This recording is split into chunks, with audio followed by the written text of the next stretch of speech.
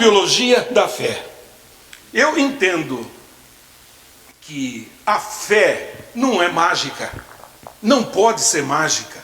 Mágica é muito fácil, não é? Basta você fazer assim, pronto. Não teve trabalho nenhum, não teve dificuldade alguma, bastou a sua livre, espontânea vontade de criar alguma coisa sem nenhum nexo, sem nenhum sentido, sem nenhum propósito. Deus, quando pensou a fé, eu acho que ele pensou com muito trabalho, com muita vocação para você exercer a fé. Não é algo mágico. Não é assim, nada curioso. Mesmo porque magia é ilusão. Ilusionismo. Magia não existe. A fé existe. A fé é real. O próximo. Por que ela existe? Por que ela é real? Porque a fé está associada à razão. Parece um paradoxo. Fé. O que é fé? Acreditar. Mais do que acreditar. Entregar, confiar. Confiar, entregar. Baseado em que você confia? Baseado em que você entrega? Na minha razão. Fatos. Na sua razão. E se você não tiver razão para ter fé, você tem fé? Gostei. A minha é raciocinada. Isto é fantástico. A sua fé é raciocinada. E quem não raciocina? Não tem fé? Quem não raciocina tem uma fé ilusória? Vejam, nós somos em 7 bilhões de pessoas. Não dá para ter 2 cérebros iguais. Não dá para ter 2 pessoas iguais, mesmo com um número grande assim. Vamos mexer com a fé e com a razão. O próximo. Segundo Agostinho, que foi um santo e um doutor da Igreja Católica, a fé e a razão caminham juntas. O próximo. Mas a fé vai mais longe do que a razão. Porque se a fé se limitasse à razão, meu Deus, tudo teria explicação, tudo teria lógica e tudo estaria certo. Mas no mundo as coisas não são assim. Tem coisas que você acredita e tem fé mesmo não sendo lógico. Mesmo não sendo racional. Mas a razão ajuda a gente a compreender o que é possível daquilo que a gente entende por fé. Interessante, se a fé vai mais longe e a razão fica para trás, haverá um momento em que essa fé perderá a sua consistência. Se ela não for acompanhada da razão. Interessante isso. O próximo. Lembram desta figura? Os apóstolos estavam aqui reunidos, aí Jesus perguntou para eles: o que o povo diz quem eu sou? Já ouviram essa passagem? Completa para mim, por favor. Já que você está aqui primeiro, aí você está mais perto. Lá para o fundo? Completa para mim. Ah, já foi para o fundo. Alguém lembra dessa passagem? Lembra? O povo perguntou: ó, ficou pior aí, porque você está na minha reta.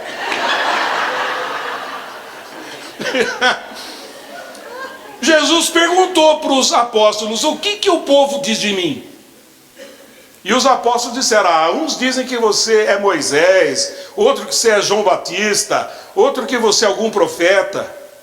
Aí ele perguntou: e o que é que vocês dizem sobre mim? O que é que vocês falam?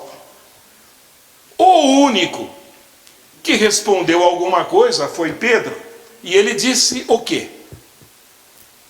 Tu és o Cristo, o Filho do Deus vivo. Cristo é uma palavra aqui, em grego significa ungido.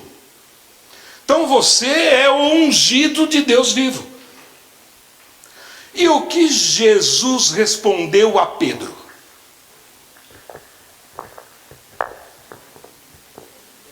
Você. Não é ela que já se escondeu de mim, mas você é. O que Jesus respondeu a Pedro depois de Pedro ter dito: você é o Cristo, o Filho do Deus vivo? Pode clicar. Jesus respondeu: bem-aventurado és tu, porque isto não lhe revelou a carne, não lhe revelou a razão, os sentidos, o texto, a filosofia, a química, a biologia, de onde a gente vem lá. Não, isto foi-lhe revelado, só pode ser pelo Pai que está nos céus. Você não teve razão nenhuma para dizer isso. Essa fé que Pedro tinha e teve em Jesus foi do nada, a não ser uma bênção.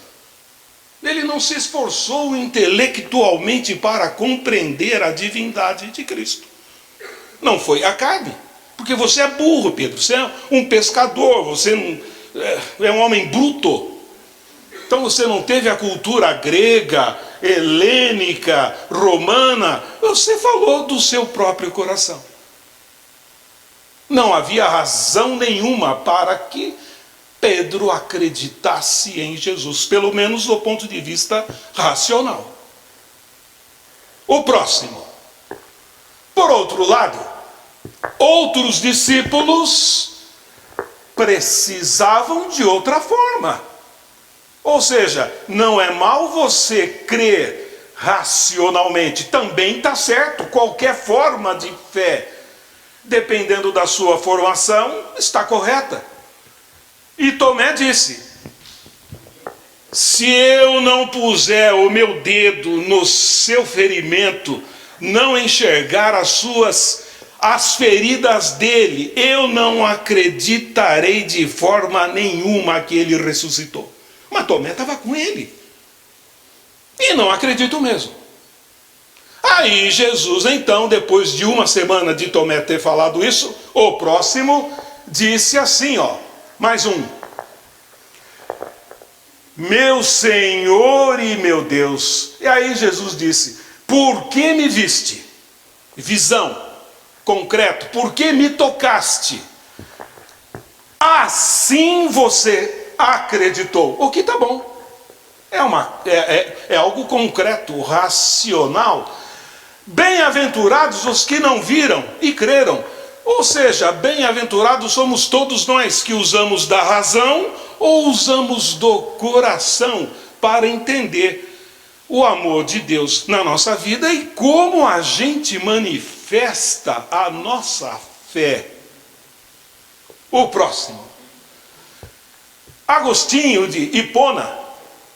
Adoro esse rapaz aqui, ele tem uns textos sensacionais.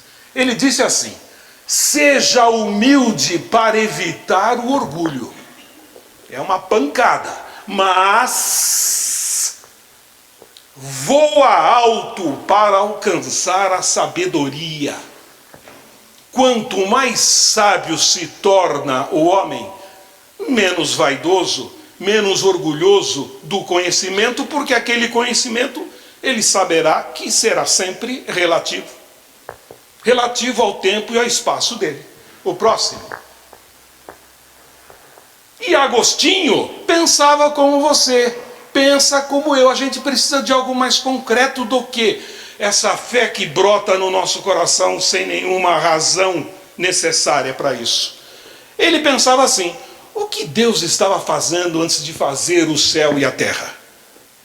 Se Deus estava desocupado e não fazia nada antes, então por que motivo não continua assim? Mas se Deus é eterno e não pode mudar, ele não pode ficar inativo antes e ativo depois. E depois criar o universo, porque não tem depois para Deus. Ou ele é sempre ativo, ou é sempre inativo. Anos 300 depois de Cristo.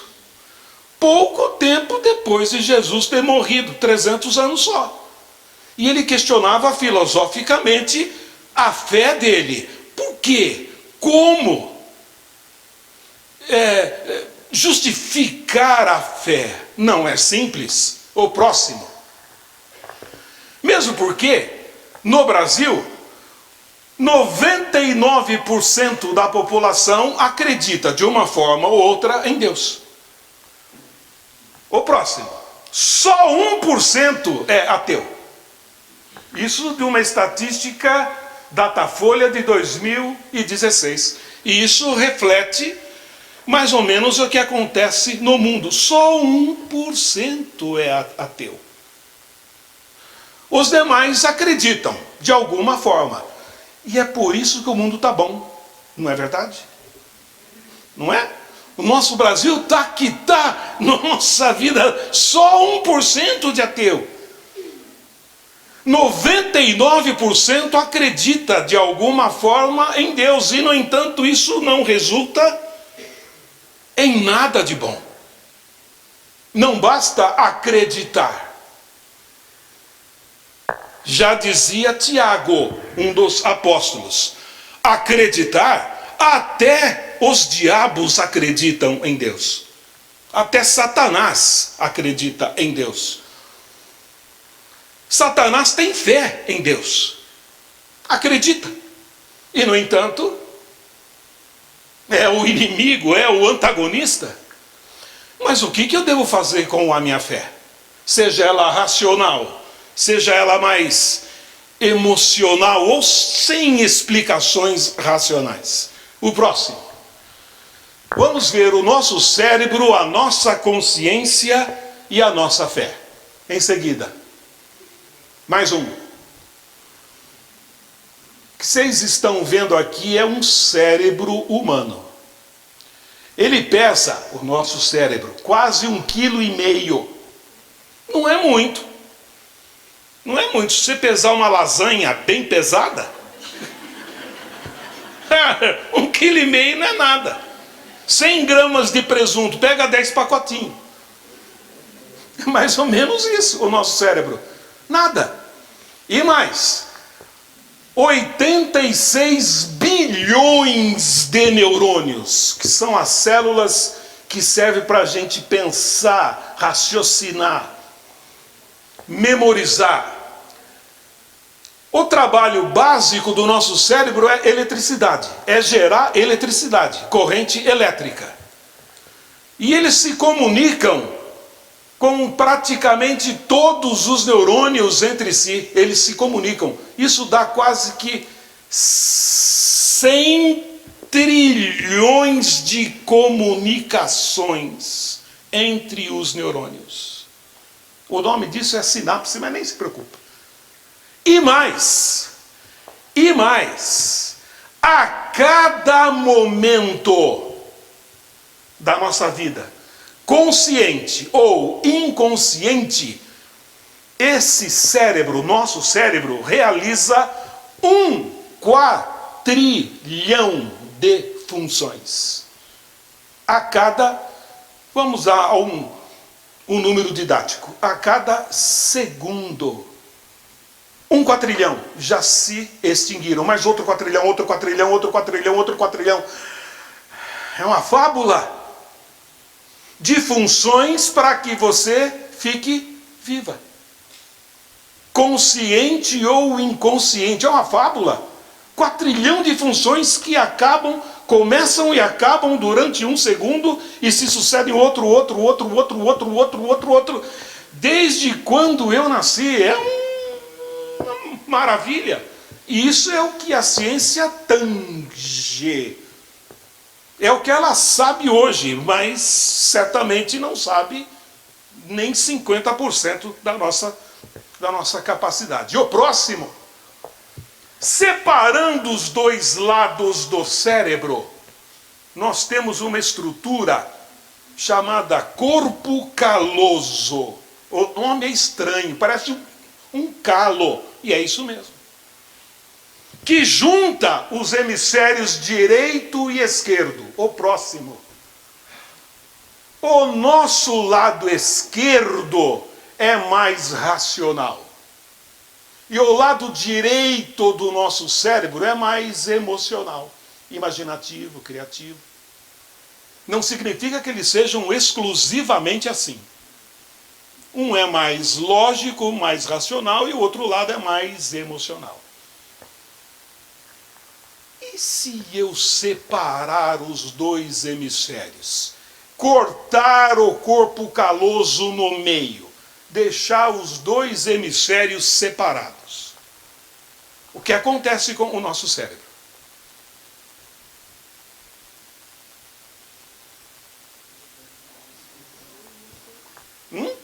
Estou escutando coisa aqui e ali. Fala, ótimo, meu bem, diga.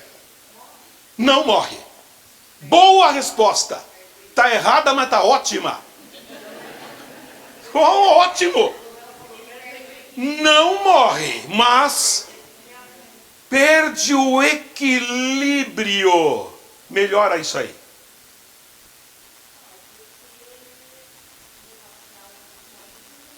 Tem que andar junto. Por isso tem o corpo caloso. E se eu separar? Dá ruim. Claro que dá ruim. Como é que fica?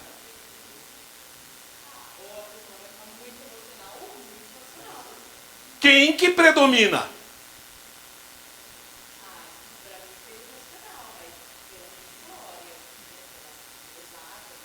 Nenhum predomina.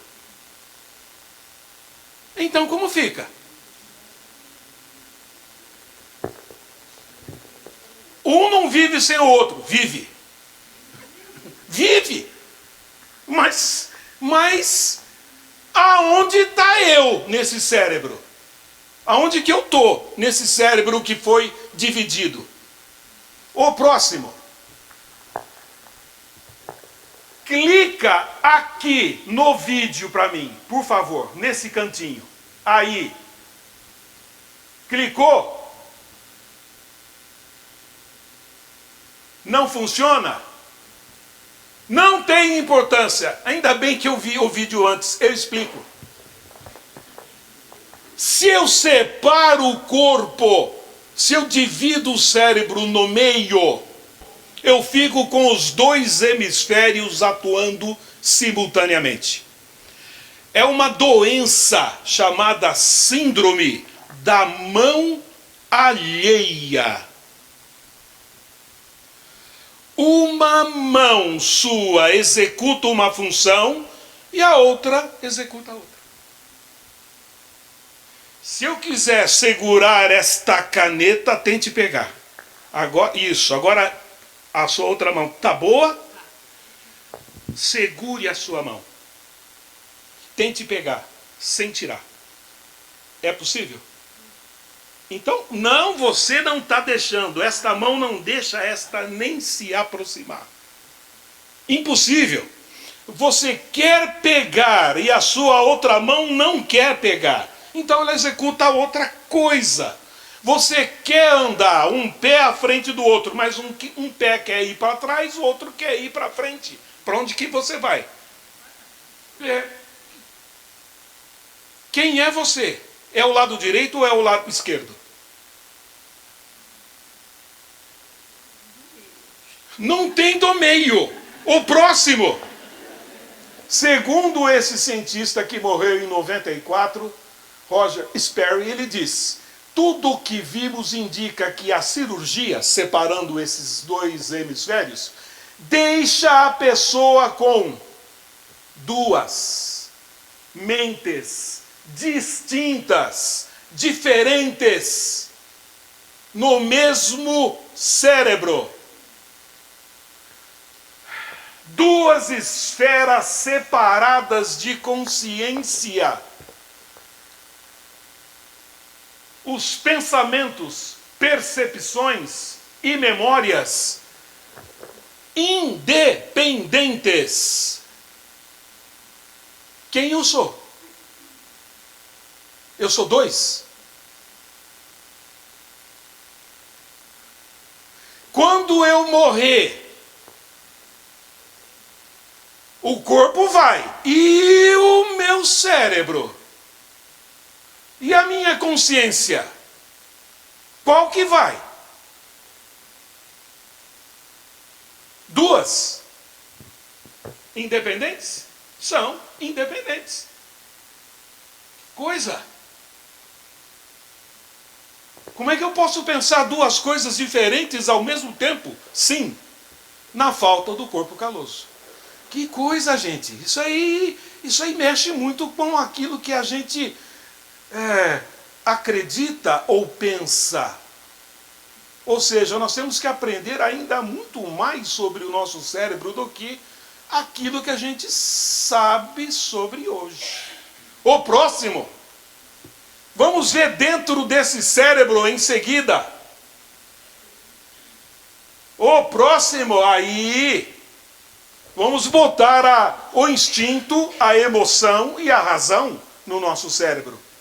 Para ver como que a gente entende as coisas que o mundo nos dá. Mais um.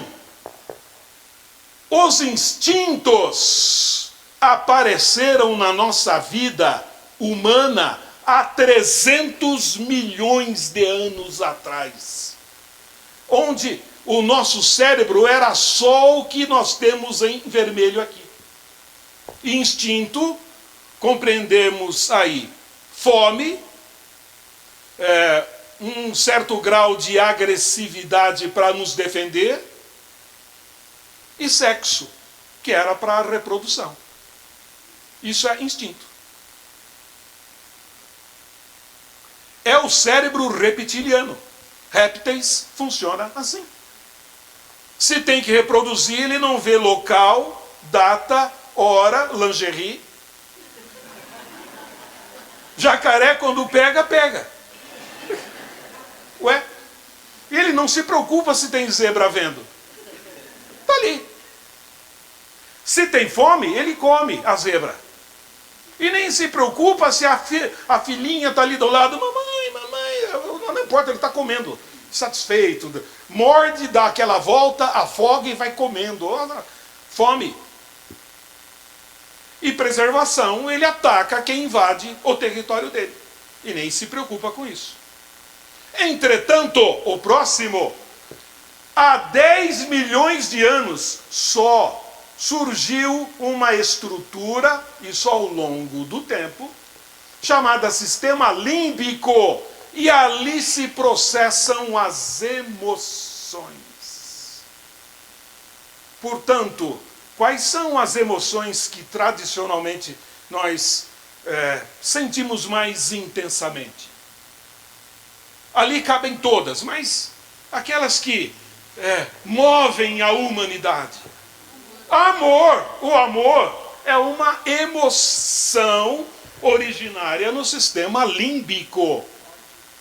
Ódio também no sistema límbico. E você falou um ódio com um O bem grave. Você falou ódio.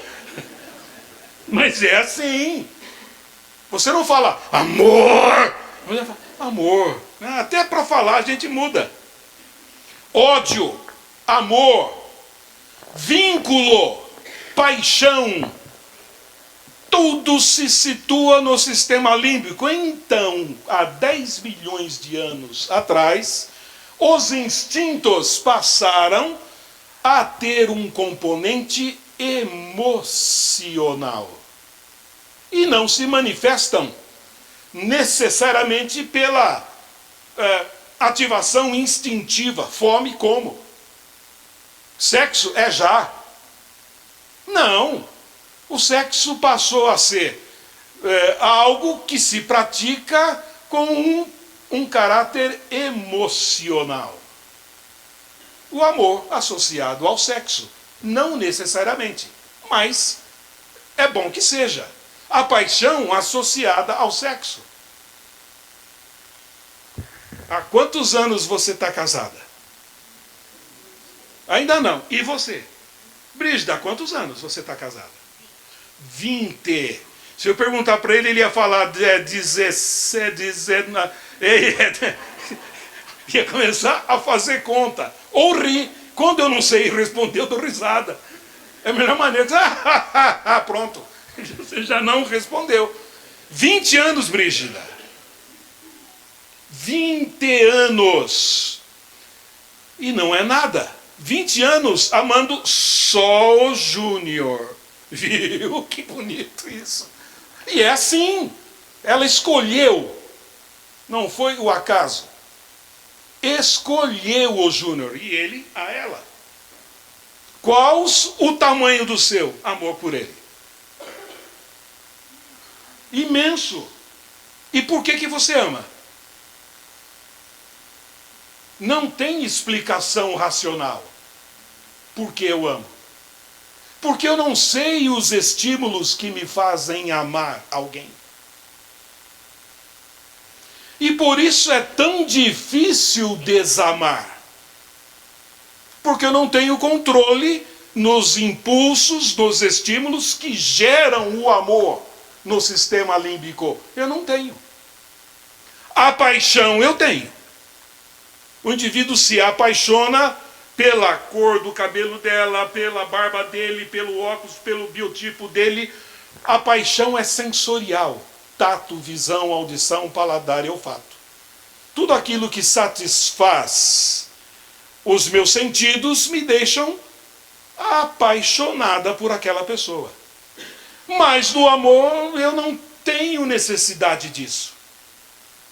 Tanto é que os anos passam e você, com 90 anos, ainda ama a sua parceira. É o caso do meu sogro e da minha sogra. A filha dele está aqui, a minha cunhada. É você que estou falando, Heloísa, com E. Ela detesta ser chamada Heloísa com H. E é com H. Mas ela assina com E. Porque ela não quer Heloísa. Todo mundo tem o seu lado podre na vida. Ainda bem que quem fala sou eu. Então ninguém fala dos meus. Os seus pais têm quantos anos, ô? 89 e 90. Estão casados há 70 anos. O vô já está meio estranho. Mas a avó não. A avó, com 89, professora de yoga. Nossa, uma mulher fantástica. Caminha, vai sozinha. E cuida do vô, que dá um trabalho extraordinário. Cuida. Cuidar é amar. Cuidar é se colocar a serviço. Amar é se colocar a serviço. Sem nenhuma razão lógica para isso. O vínculo que se cria entre duas pessoas que se amam é sem medida. O próximo. Aqui na frente eu tenho o córtex frontal, que é a área da razão. E só surgiu na espécie humana há 50 mil anos. Portanto, a razão prepondera sobre a emoção. E a emoção prepondera sobre o instinto. Por isso, você estabelece regras de conduta para manifestar o seu amor, que pode desencadear ou não um ato sexual, mas não importa, que controla a emoção, que controla os instintos.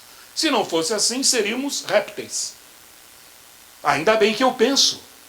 Regras de conduta. Todos nós as inventamos e as seguimos para vivermos em sociedade, senão seria impossível. Cada um tem a sua regra, a sua conduta, e a vida como espécie humana seria impossível. A gente se junta, se organiza, estabelecemos regras de conduta e vamos viver controlando os instintos e as emoções.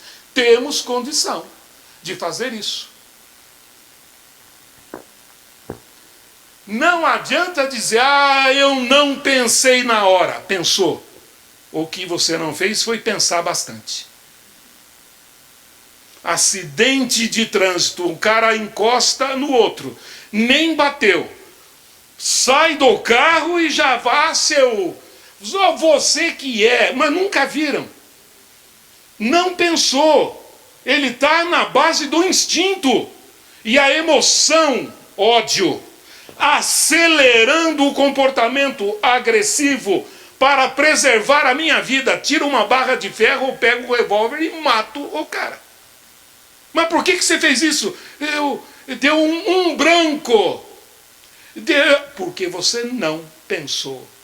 Raciocine, respire, conte até 10. Funciona. Contar é digamos, um ato matemático simples que é executado na região pré-frontal. Então, se eu estiver contando, eu estou usando o córtex pré-frontal de uma maneira estranha, mas ele estando em atividade, controla a emoção e controla o instinto. 1, 2, 3, 4, 5, 6, cada um pega o seu carro, vai embora, e vai com um pouco de raiva, mas vai xingando dentro do carro. Senhora, isso, a próxima vez. Aí você está sozinha, está ótimo. Chegou em casa, você tem os seus netos, a sua esposa, os seus filhos, ou tem você mesma. Vou ver Netflix. Liga no Netflix, veja um filme bonito, ou pega uma mensagem do Chico falando sobre como a gente deveria agir nesses casos. Mas está vendo por que eu não escutei? Escutei, é bom, funciona. O próximo, mais um. Temos uma estrutura no cérebro chamado giro cingulado, em verde. Lembra um cinto, cíngulo. Não, repara que é com C, não é com S. É um cinto, formato de um cinto. Esse giro cingulado, o próximo, participa do controle do olfato, da visão e da audição.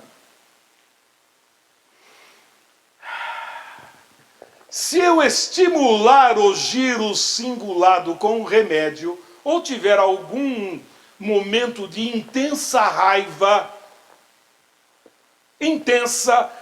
ou seja, é o ódio do ódio, naquele instante, pode ser que libere do giro cingulado delírio, sensações que são delirantes, alucinações e alterações emocionais impossíveis de ser controladas.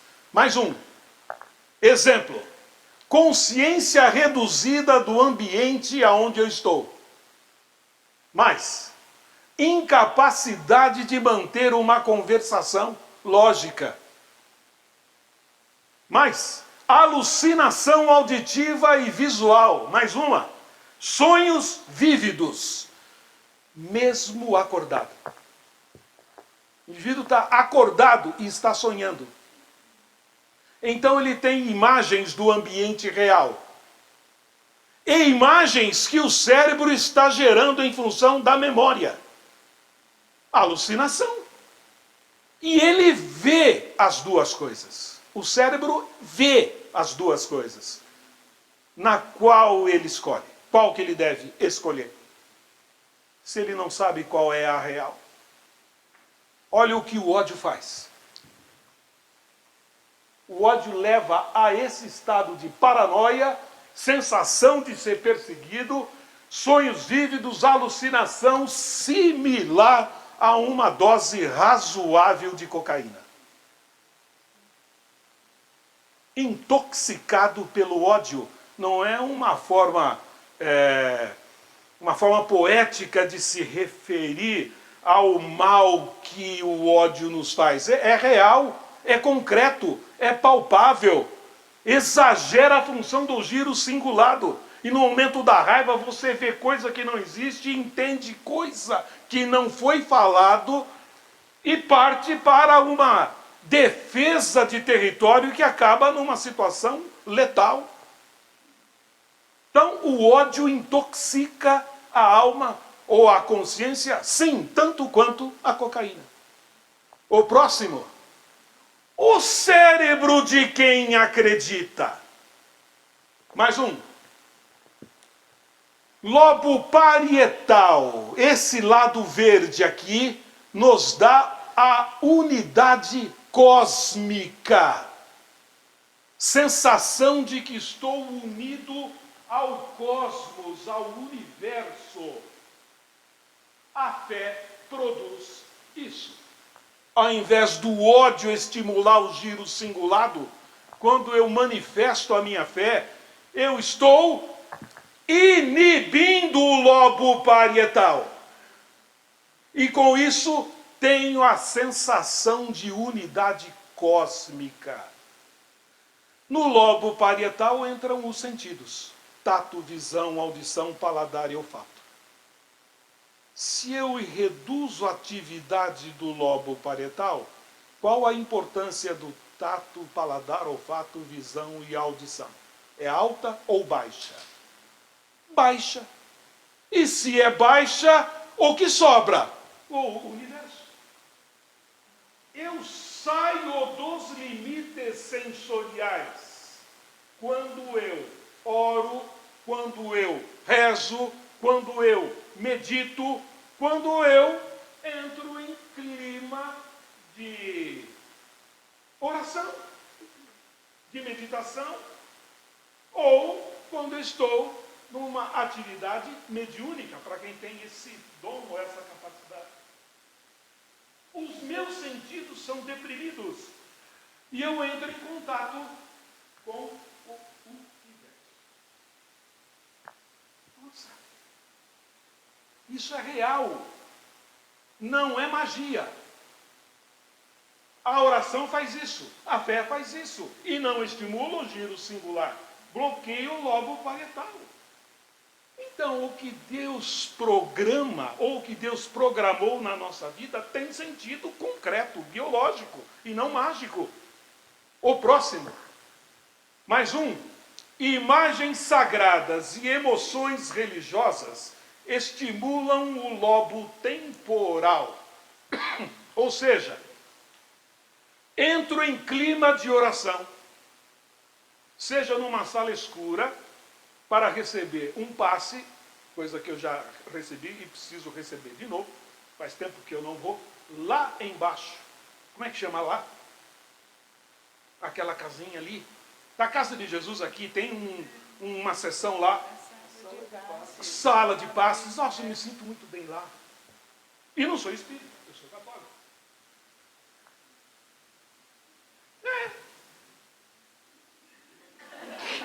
Vocês se espantam.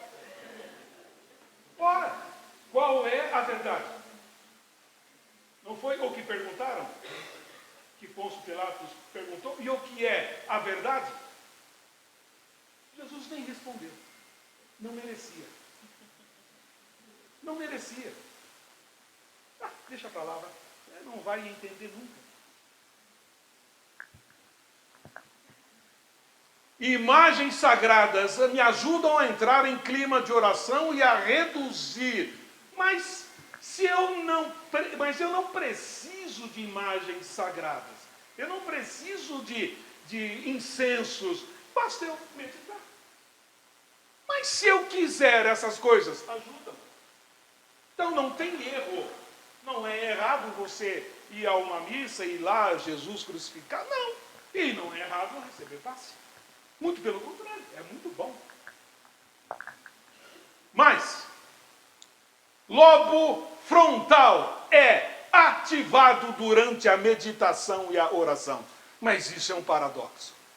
Se o lobo frontal é a área da razão, da lógica, da matemática, como é que eu ativo o lobo frontal durante o exercício da minha fé, cuja razão não é necessária para que ela apareça? Estranho, mas é ali que Deus colocou o ponto de coordenação da minha fé, razão. Com privação ou redução dos sentidos, para eu me sentir universal. Mas esse é o cérebro ativado durante oração. Área de maior ativação no córtex, frontal em vermelho e um pouquinho, não tanto assim. Essa região está ativadíssima, com redução do lobo parietal e com um aumentozinho aqui na região occipital. Principalmente, ativação do lobo frontal e redução do lobo parietal. Clima de oração funciona, não é mágica, é real. Não é ilusão, não é uma doutrinação. Faz bem, até para quem é ateu. Jesus fez o sol e a chuva e o sol é para todos, crentes ou não. Porque se ele fizesse só a chuva e o sol para os que creem, puxa vida, e o 1% de ateu? Quem é de vocês que perdeu uma ovelha no sábado e não vai atrás dela? Claro que você vai. A lei ora a lei. A lei foi feita para que você se sinta bem, para que você manifeste a sua fé, a sua religiosidade ou o seu ateísmo. É amado do mesmo jeito. O que vai ser depois, não sei, mas Deus nos ama dessa mesma maneira, independente de acreditar nele ou não. O próximo, mais um.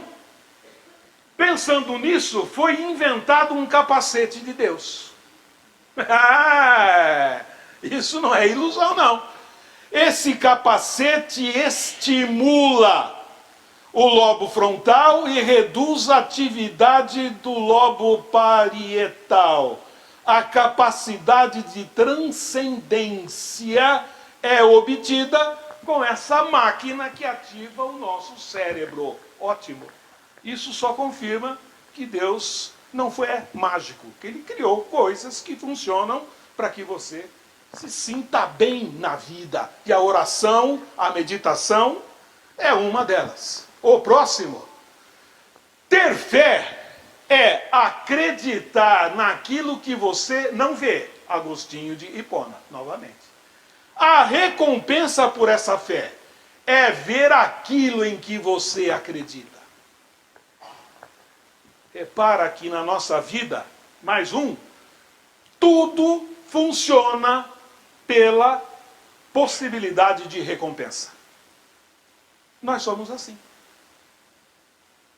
Por que nós estamos aqui? Hoje.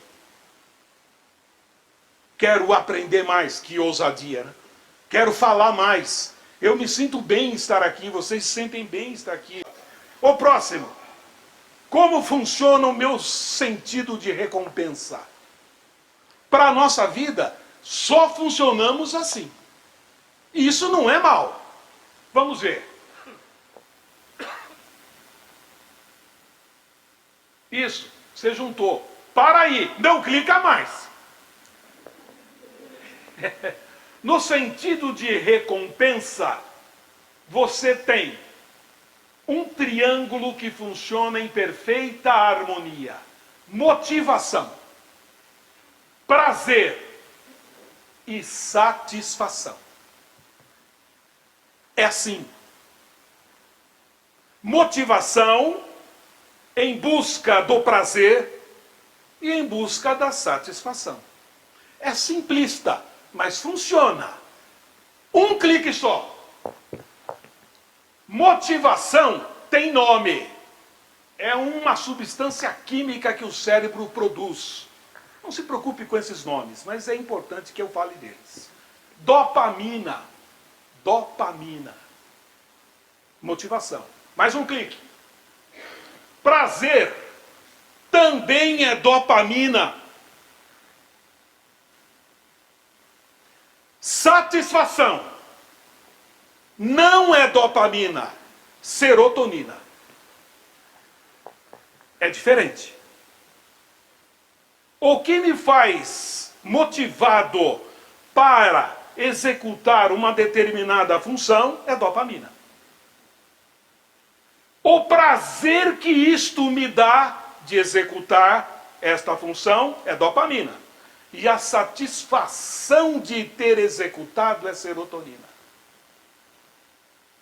Vejam que coisa curiosa. Mais um.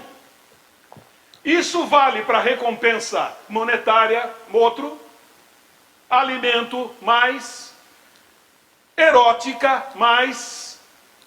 Tudo isto e as outras demais recompensas me dá o sentido de sucesso. Trabalho, consigo dinheiro. Então a recompensa pelo trabalho é o meu dinheiro. Trabalho voluntário. A recompensa do trabalho voluntário é servir. É recompensa. Você não trabalha pelo trabalho, trabalha para servir.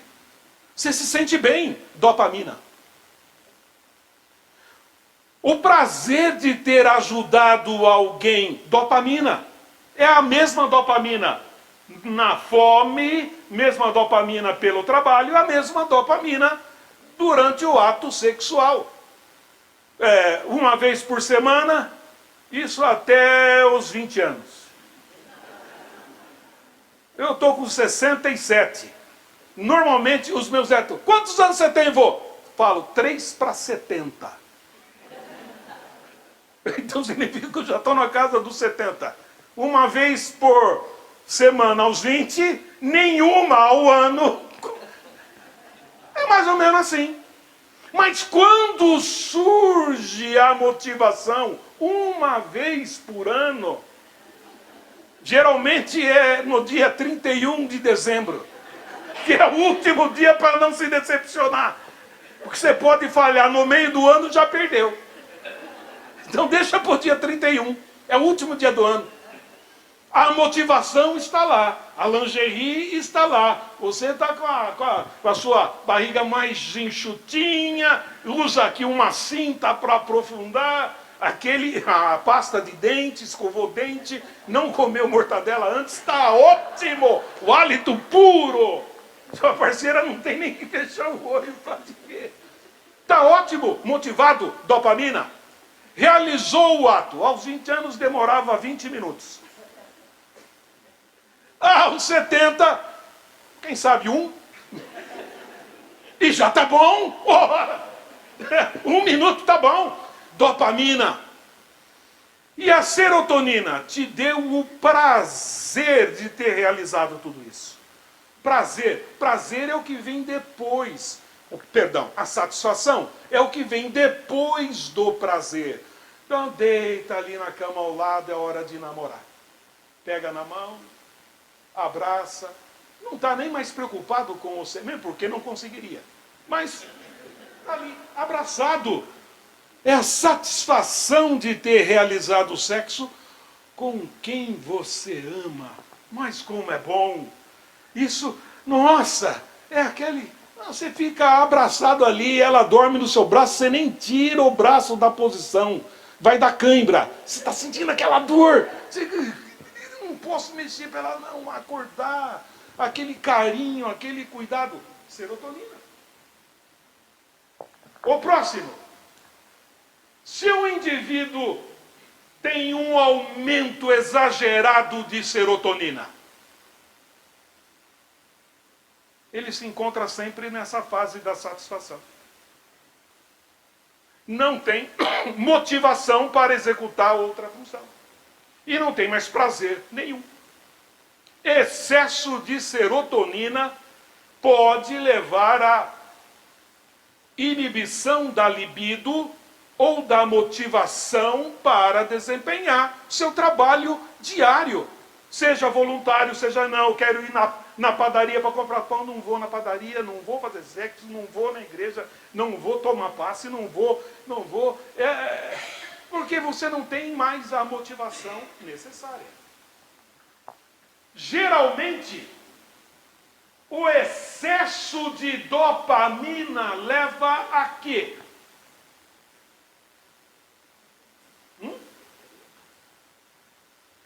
Estou ouvindo aqui.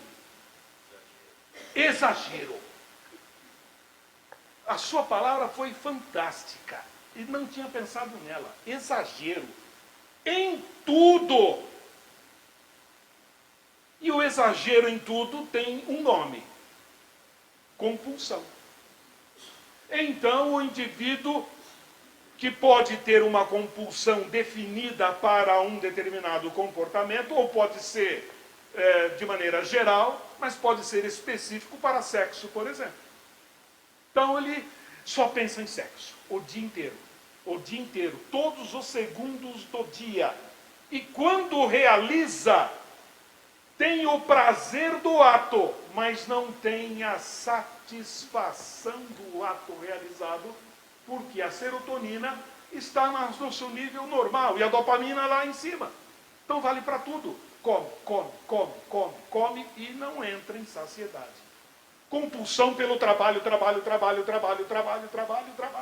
Compulsão por sexo. É um sofrimento. E mais, outra vez, cocaína aumenta a dopamina disponível. Então o indivíduo tem comportamentos compulsivos que não se extinguem, porque ele sempre está de novo cheirando. E cheira, e não para. O que eu devo fazer aqui? O próximo.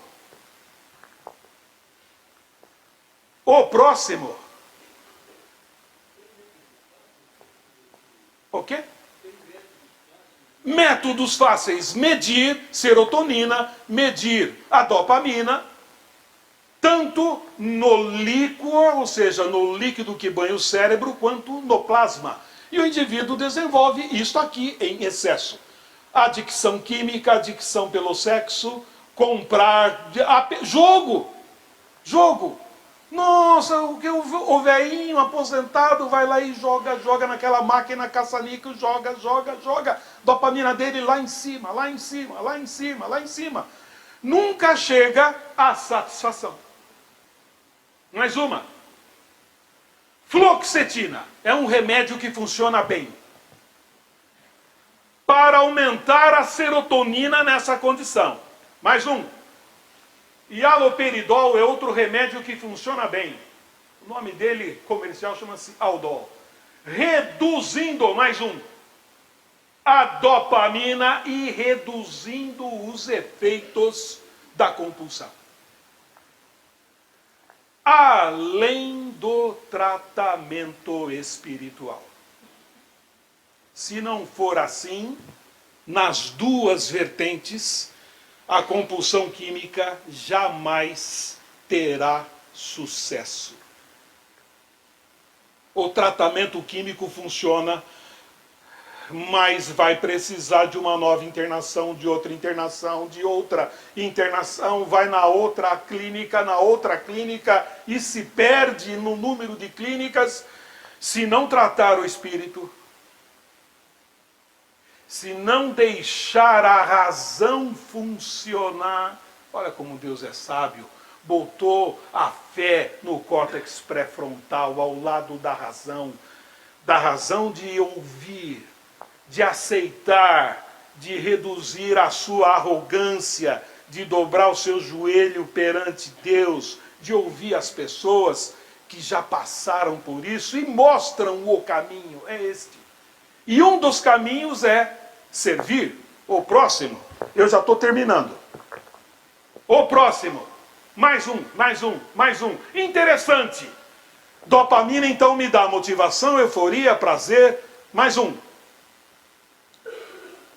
Era o que Paulo tinha quando ele combatia. Ou quando ele levava a fé para os gentios. Alegrem-se sempre no Senhor. A dopamina de Paulo, do apóstolo Paulo, estava lá em cima. E não se importava muito com as consequências, não. Paulo foi degolado. Por que ele não se importava tanto? Porque a serotonina, mais um, lhe dando satisfação, mais um, lhe dava a sensação de felicidade e de satisfação de ter combati o bom combate. Acabei a minha carreira. Ali ele estava há uma semana de ser degolado. Guardei a fé. Tudo isso foi a recompensa de Paulo.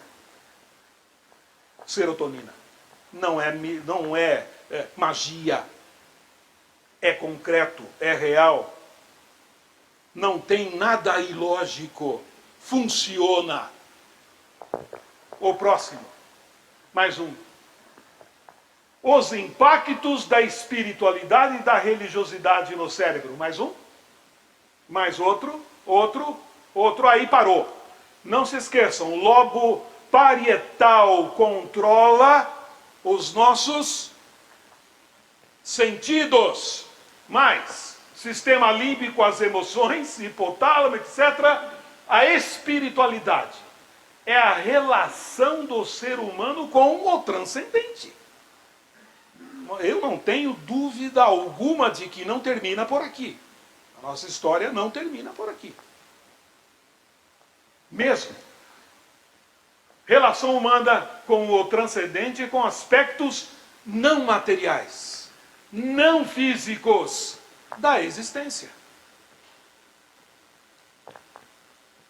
Sejam deuses, sejam informações espirituais, ou uma realidade que eu acredite, que eu tenha fé. Na casa do meu pai, há muitas maneiras de você exercer a sua fé. Mas a religiosidade não é tão importante. Incrível, vocês vão ver. É o aspecto institucional da espiritualidade. É a normatização da fé. Religiosidade é você estabelecer regras de conduta para que você manifeste a sua fé. Mas isso não é tão importante quanto a espiritualidade. O próximo. Mais um. Pode ir. Mais um. Como aumentar a nossa fé? A gente não... Senhor, aumenta a minha fé. Como que a gente faz isso? Como Deus não é mágico, então não é assim. E esse barulho deve fazer. Pronto. Já está com uma fé maior que ela. Como você falou do ódio, para baixo. Pronto, você não tem fé. Imagina. O próximo. A explicação está aqui no apóstolo Tiago. Se um irmão ou irmã estiverem nus e você... se ele tiver falta de mantimento cotidiano, fome, sem roupa, com fome, e você disser para ele, vai em paz, se segura aí, e fartai-vos do quê? Se não tem nada. E você, tá tudo bem, tá tudo certo, não tem problema, Jesus te ama. E se você não der nada, as coisas necessárias para o corpo dele, que proveito virá daí, então? O que você vai tirar disso? Se você crê que há um só Deus, tudo bem. Os demônios também creem. Você tem que fazer alguma coisa com a tua fé. Para o bem. Tem que servir o próximo. A fé coopera com as suas obras. E é pelas obras que a fé é aperfeiçoada. você não praticar a sua fé e ficar na contemplatividade ou na contemplação, qual é o objetivo disso? Mas como isso aumenta a minha fé? Mais um. Assim como o corpo sem o espírito está morto, a fé sem obras é morta, não vale nada. Os cânticos de aleluia, isso não serve para nada. O próximo. Se alguém disser amo a Deus, mas odeia o seu irmão, é mentiroso. Aquele que não ama o seu irmão, a quem vê, é incapaz de amar a Deus, a quem não vê. Ponto final. Simples. O próximo. Trabalho voluntário é uma maneira fantástica de você se colocar a serviço para aumentar a sua fé. E eu vou mostrar como aumenta de verdade. O próximo. Solidariedade, compaixão e amor são pré-requisitos fundamentais para o seu trabalho voluntário. Qual é a recompensa disso? É financeira? É prazer momentâneo, como se tivesse matado a sua fome? É o quê? Satisfação. Isso tem nome, como se chama? Serotonina. Deus não é mágico. Jesus não é mágico, é serotonina. Porque se fosse mágico, pronto. Não, mas para aumentar a serotonina, mais um. Chico Xavier disse muito bem: não ame pela beleza, pois um dia ela acaba. Não ame por admiração, pois um dia você vai se decepcionar com quem você admirou. Ame apenas, sem explicação, Brígida. É exatamente como você disse. Pois o tempo nunca pode acabar com o amor sem explicação. Como o amor não tem explicação, ele perdura ao longo de 10, 20, 30, 70, eternamente. Além do corpo, além do tempo. Mas o Chico simplesmente disse aquilo que a ciência também está falando. Mais um pouco. Eis aqui mapeamento por... como é que chama esse negócio aqui? Fugiu. Ressonância magnética, mostrando as regiões do cérebro influenciadas pela religiosidade e espiritualidade. A conclusão, não precisa olhar isto aqui.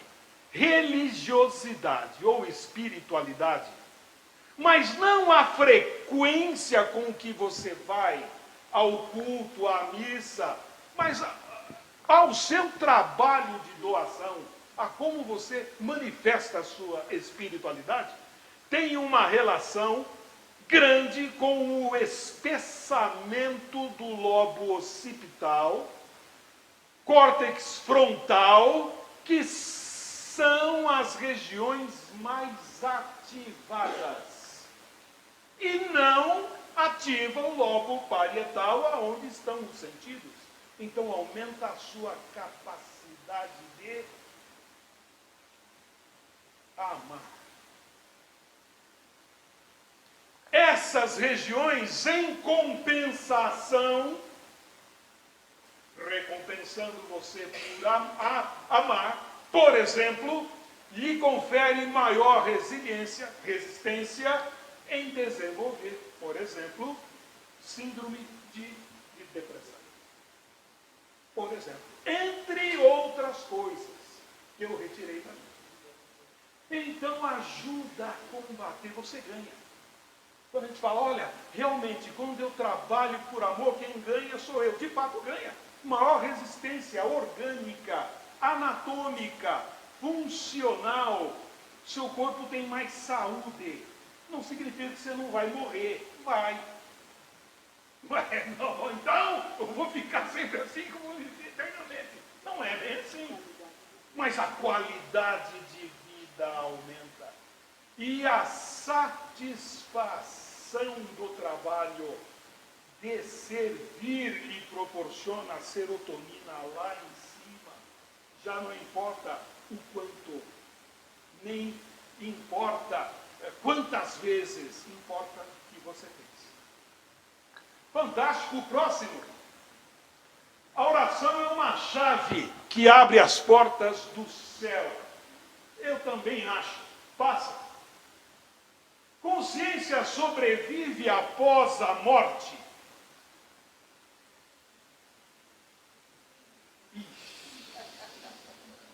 Estamos mexendo num ponto crucial aqui.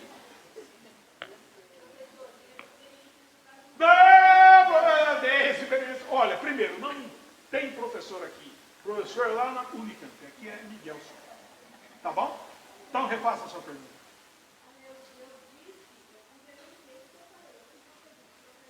Não, tem senhor também. Aqui só tem Miguel. Então você vai começar assim, Miguel. Aí!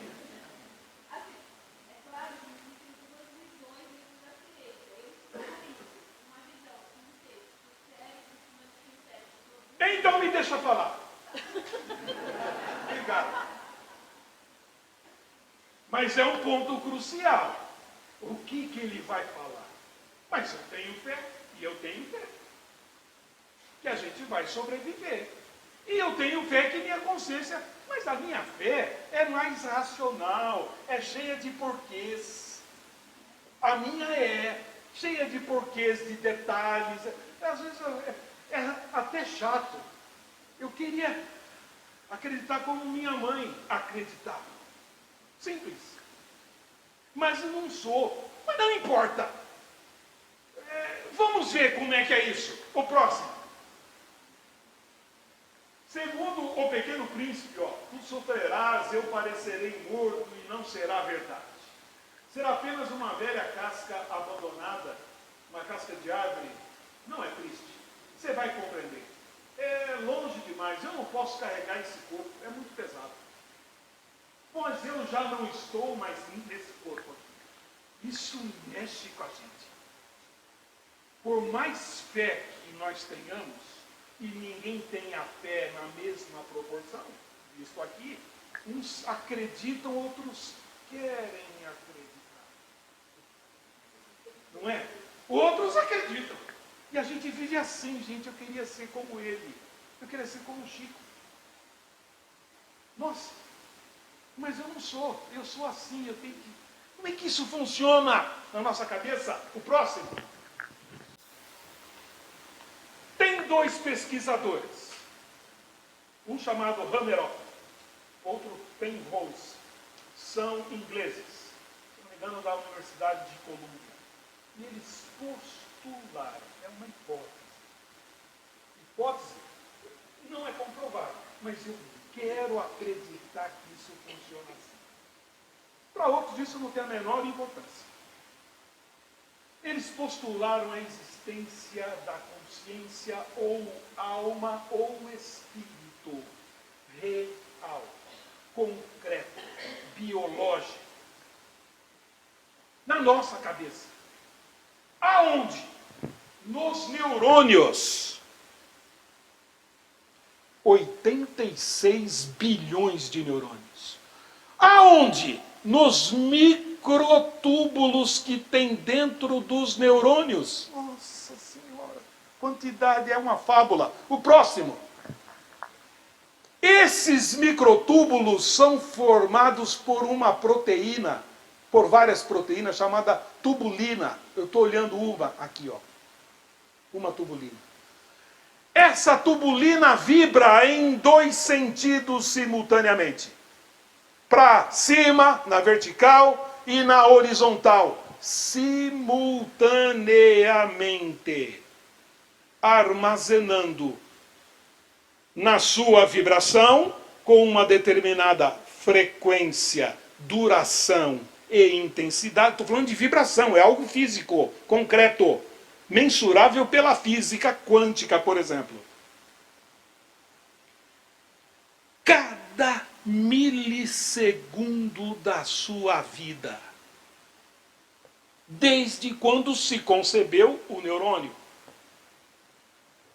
cada milissegundo da sua vida, gravado com uma determinada frequência, duração e intensidade, gravado como se fosse bits de um computador, nesses microtúbulos, nessa proteína, nessas proteínas dos 86 bilhões de neurônios, toda a sua existência, consciente e inconsciente, gravada, milissegundo a milissegundo.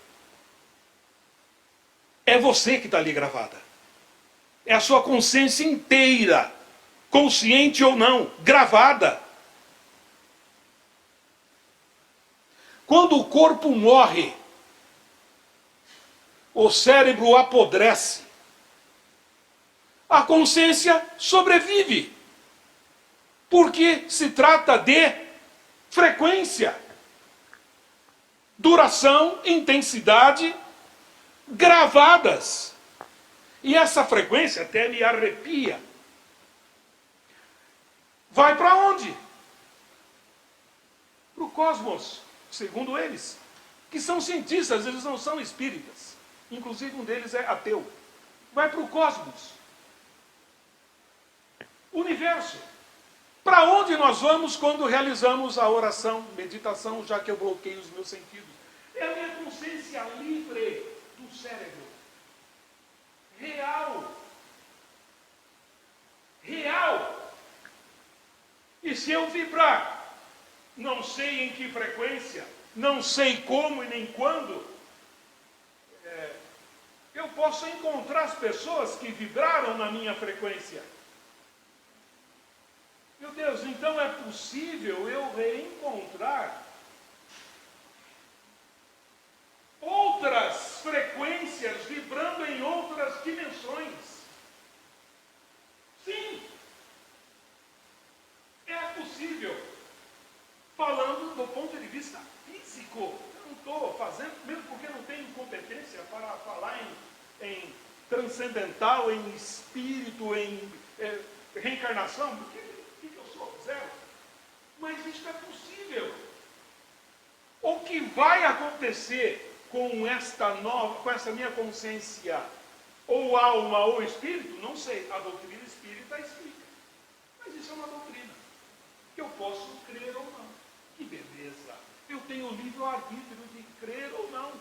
E se eu acreditar, eu posso crer de uma forma assim tão simples, ou vou buscar mais informações sobre isso aqui. Não importa, mas eu posso reencontrar.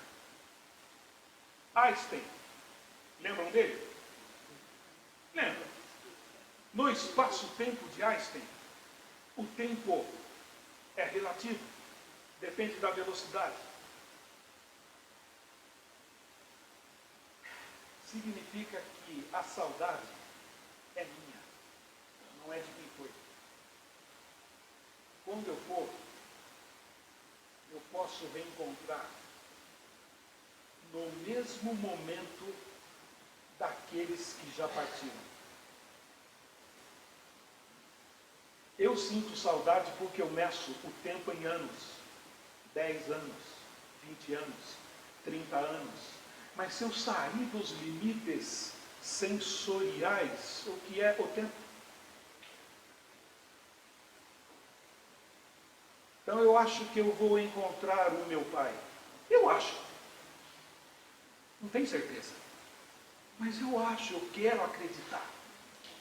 No mesmo instante em que ele foi. Ô Miguel, o que você está fazendo aqui? Meu Deus, isso é possível.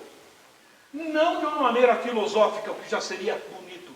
Isso é real, é palpável. Tomara que esses dois malucos estejam certos. E se não for assim, que seja pelo Espírito. Eu quero reencontrar. O próximo. Perspectivas. E eu encerro aqui. Mas, o primeiro. Em 2015 a 2020, nós teremos uma cópia robótica do corpo controlada pela interação cérebro-máquina. Isso já existe. O próximo. Em 2025, vamos ter um avatar para o qual o cérebro será transplantado. Não se assuste, é isso mesmo. Transplanta o cérebro para um outro corpo.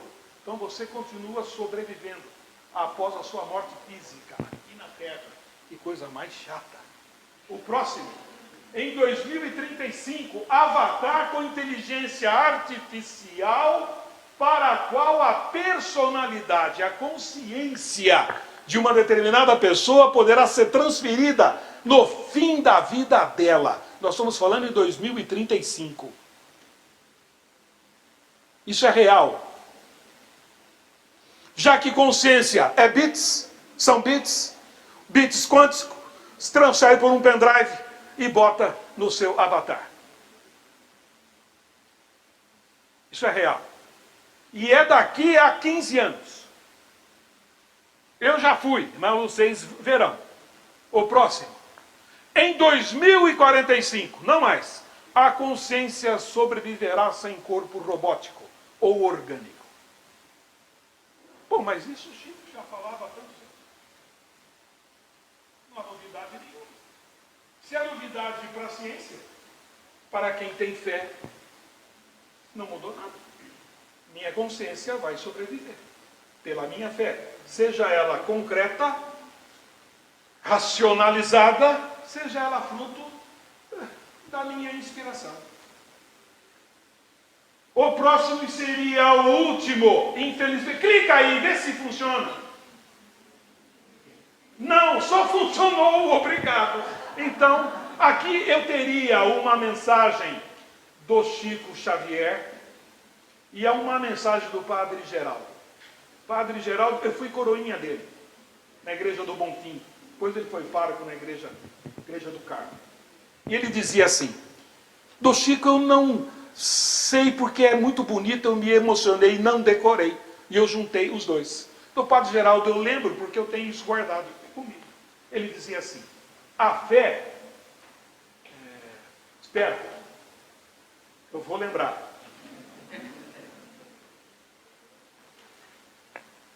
A fé é muito importante na vida da gente.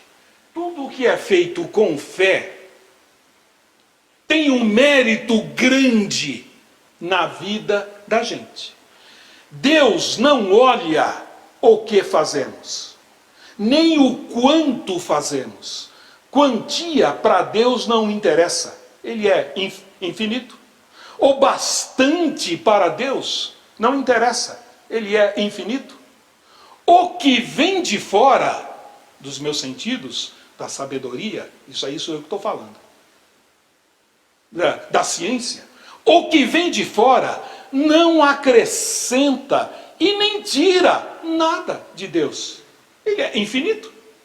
Portanto, o que valoriza as nossas ações não são as grandes horas, as grandes obras que fizemos, mas como fizemos com fé. Como você serviu com fé. E o Chico termina com uma explicação sobre fé, que encaixa direitinho no que eu tinha colocado aqui, mas que por alguma razão, talvez o Chico não queira que eu tenha colocado, os vídeos não funcionaram.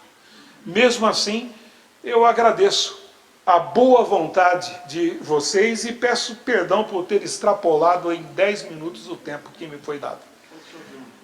Ah, uma pergunta, graças a Deus. Olha, não sou eu já terminei. É ele que quer uma pergunta.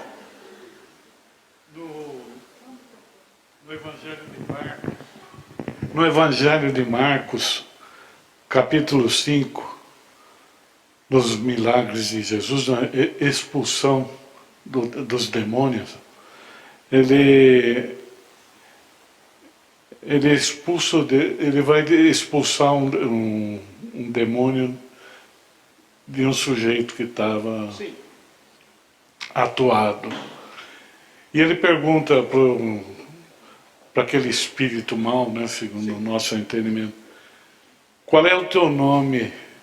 Ele fala, eu sou uma legião, muitos.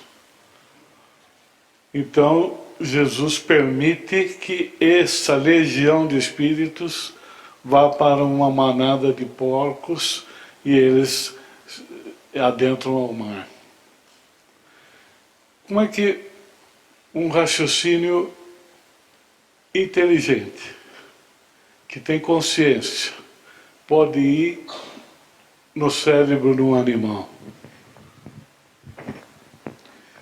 Olha, seria melhor você perguntar para Jesus. Ele pode te responder. Eu não sei como ele fez isso. Foge contra toda a biologia. Como é que entram espíritos num cérebro de porco? Por curiosidade, eu li nesta semana um artigo que um cientista chinês, e a gente precisa tomar cuidado com pesquisa que vem da China, porque os padrões éticos que se seguem lá não são os padrões éticos que seguimos aqui. Um cientista chinês pegou cérebros de porcos mortos, reinjetou um fluxo num líquido semelhante ao sangue e mapeou os neurônios desses cérebros depois de 3 horas da morte dos porcos. E o que ele viu foram neurônios regenerados.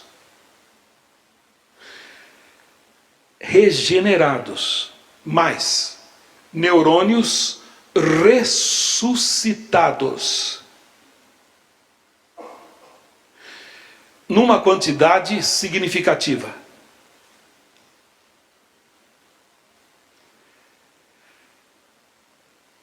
O porco é o animal que melhor se assemelha ao homem. Mais do que rato, mais do que macaco. Toda a fisiologia do porco é similar à fisiologia do corpo humano, inclusive o cérebro. O porco tem comportamentos que lembram o comportamento humano. Lembram. Não são iguais, óbvio.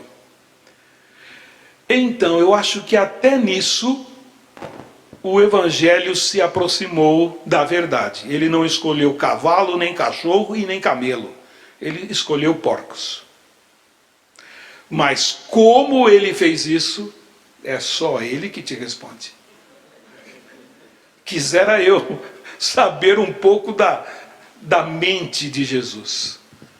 Imagina, se eu pudesse viajar no tempo, eu adoraria chegar lá perto e ver ele fazendo isso aí. Aí eu ia perguntar, como é que você fez isso? Teve uma outra passagem em Marcos, aonde ele cura um jovem que tinha um espírito demoníaco. E o pai pede para ele: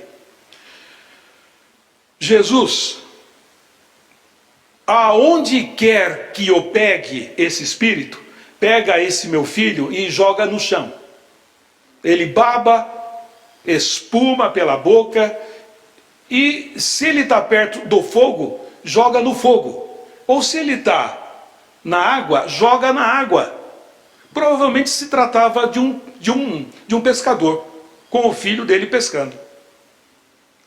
Pedi para os seus apóstolos para tirarem esse espírito, e eles não conseguiram. Então, dá um jeito aí para mim. Dá um jeito aí. E o moleque, quando Jesus viu o moleque, esse espírito o retomou e ele espumou pela boca, caiu no chão. Provavelmente era uma crise epilética. E o deixou, e o Evangelho diz assim, como se estivesse morto. Imagino vendo a cena. Muita gente fala, certamente isso é meu, não está no texto. Muita gente deve ter falado, morreu. Se deixou como se tivesse morto, morreu. Imagina, morreu. Mas não morreu, o cara estava tendo um problema. E aí Jesus fez o que deveria ter feito, tirou esse rapaz dessa sensação e o rapaz ficou curado. E seguiu o seu caminho. Mas os apóstolos não aguentaram. Começaram a cochichar lá atrás. Como é que ele fez isso? Por que ele fez isso e a gente não conseguiu? Se ele já tinha dado o poder para nós. E não aguentaram. Jesus estava entrando na casa já para descansar. Imagina as costas doloridas. Curou tanta gente. Cheio de catarro. De gente vomitando. Ele queria tomar um banho quente e ligar a Netflix. Agora eu vou sentar um pouco. Vai ver, não deu certo. Os apóstolos já foram atrás. Mestre, tá tudo certo. Mas diga uma coisa. Por que a gente não conseguiu curar? E ele disse, essa casta não sai de jeito nenhum, a não ser com oração e jejum. Qual o significado do jejum e da oração? A oração deixa você em contato com o divino, com o cosmos, bloqueia o seu lobo parietal. E o que tem no cosmos? Não sei, não sabemos. O poder de Deus tem aquilo o que as doutrinas nos ensinam. Mas jejum. Jejum por quê?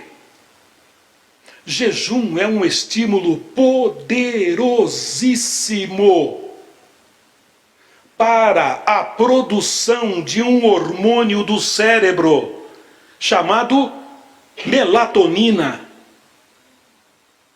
Melatonina, da glândula pineal. Leiam Missionários da Luz. É um livro de cabeceira meu. Missionários da Luz foi escrito, psicografado pelo Chico, ditado pelo André Luiz, que era médico. Se não me engano é capítulo 2 ou 3, epífise, que é a mesma coisa que glândula pineal. Melatonina no nosso cérebro reduz a atividade de neurônios epileptiformes, porque ela, não vou ficar explicando aqui, ela mexe com os neurônios de maneira bioquímica, e esses disparos que levam a esses surtos epiléticos se reduzem de maneira significativa. Talvez essa seja um dos procedimentos que o passe espírita nos proporciona. Mexer com a sua glândula pineal, liberar endorfinas, melatonina e não sei como isto funciona biologicamente, reduzindo a atividade, tirando o rapaz da crise. Independente do lado biológico, que é possível, que é real, e o passe então é algo concreto, é algo mensurável, quantificável, não é uma ilusão, funciona de verdade. Além disso tudo, o poder de Deus, que é incompreensível. E Jesus, como Filho de Deus, tem o poder de Deus. Isto é fé. E isto jamais a ciência compreenderá. E essa fé, pode-se dizer, eu entendo, que ela seja de Jesus, né, 100% raciocinada, porque seus conhecimentos, não é, variados no corpo. Claro, meu bem, claro. Se Jesus tivesse uma fé sentimentalizada, que certamente tem, tanto é que quando ele vê Lázaro, vê o Lázaro ali morto, ele chora, ele se compadece, ele tem compaixão, então ele chora junto, Mas eu sou filho de Deus, eu sei que eu vou ressuscitar, mas não importa, a situação é triste e eu choro junto. Então a fé deles certamente tinha esse lado límbico, emocional, humano, bonito, mas transcende o límbico, transcende a compreensão lógica. Como que ele manda para o cérebro de porco, não sei. E a ciência jamais saberá. Quando isso nunca acontecerá. Se a ciência descobrir como Deus criou o universo e um pouco da natureza de Deus, então Deus deixará de existir. Porque estará dentro dos limites das leis da física, da química, da matemática, da biologia. Estando dentro dessas leis, não é o Deus que eu creio. Então ele não existirá. Como eu acredito nesse Deus, ele transcende as leis de Newton, as leis de Copérnico, as leis de Einstein, as leis da física quântica, as leis dos cientistas mais recentes, de Stephen Hawking, do buraco negro, além disto. E eu não vou compreender. E a ciência jamais compreenderá. Ela entra no mecanismo. Ah, foi assim que ele fez. Mas não entram em quem coordena e coloca o mecanismo à sua disposição. Não é quem? Não é exato. Então, os adjetivos que nós damos servem para a gente humanizar a Deus. Para que a gente passe a acreditar. Então, é o Deus humanizado. Mas o Deus humanizado não é o Deus amor. Não é. É esse que manda destruir uma civilização inteira. É esse que manda matar criancinha, degola todos. Não. Esse é o Deus literário que a gente compreende dentro do ponto de vista literário. Esse nosso Deus transcende essa humanização que a gente costuma dar para compreender, para tentar compreender. Não é errado, mas é errado. É errado, mas é errado. Olha, o tempo já deu, já estão com as mãos postas lá. A feijoada já foi, a macarronada já esfriou, são 20 para o meio-dia e já as perguntas estão encerradas aqui. Muito obrigada, Miguel.